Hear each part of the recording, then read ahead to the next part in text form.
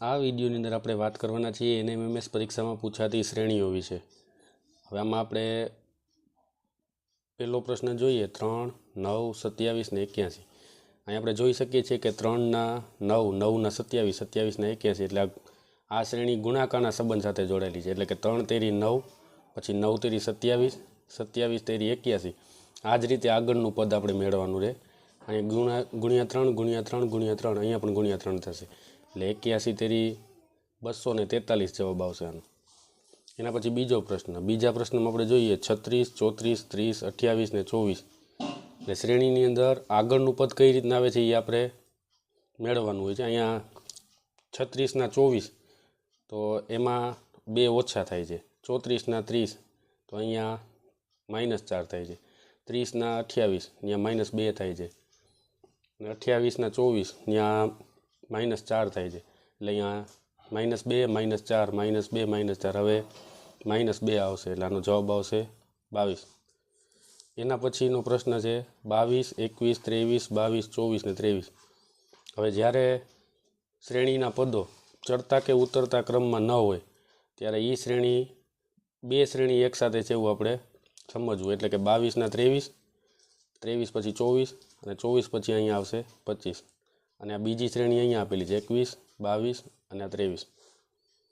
હવે એના પછી ચોથો પ્રશ્ન, ચોથા પ્રશ્નમાં પણ આની જેમ જ છે। જો અહીંયા ચડતો કે ઉતરતો ક્રમ 8 પછી 12 આવ્યા, 12 પછી પાછા 9 આવ્યા, ફરી પાછા 13 આવ્યા, 10 આવ્યા તો અહીંયા આપણે જોઈએ કે આમાં બે શ્રેણી સમાયેલી છે, 8 પછી 9, 9 પછી 10, 10 પછી 11 અને 11 પછી 12 અને બીજી શ્રેણી પણ તમે જોઈ શકો છો 12 પછી 13, 14 અને 15।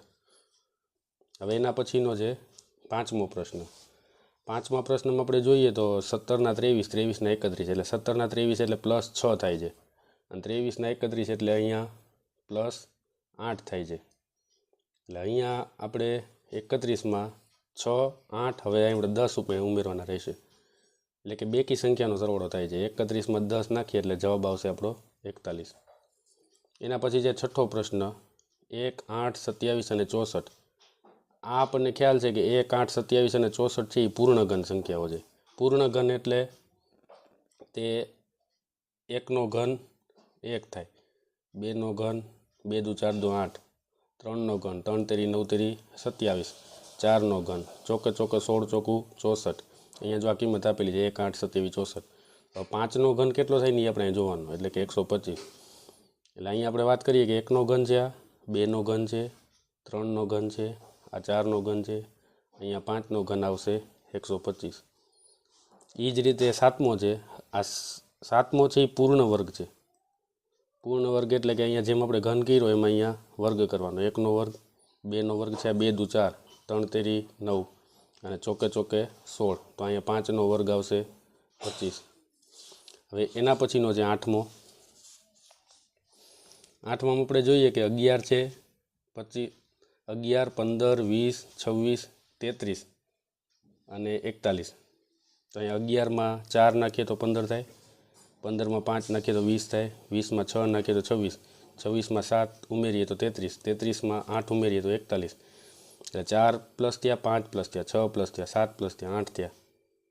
હવે છેલ્લે પ્લસ થશે 9 એટલે 41 ને 9 50।